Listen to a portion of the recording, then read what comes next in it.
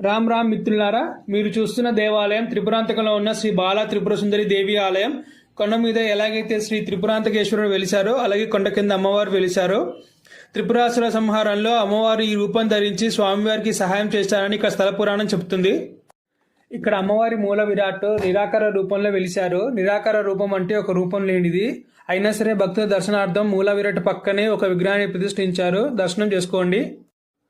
ఇదే పుణ్యక్షేత్రంలో అమ్మవారిని శాంతింప చేయడానికి జగద్గురులు ఆదిశంకరాచార్యులు శ్రీచక్రాన్ని ప్రతిష్ఠించారు. మీరు దర్శనం చేసుకోవచ్చు.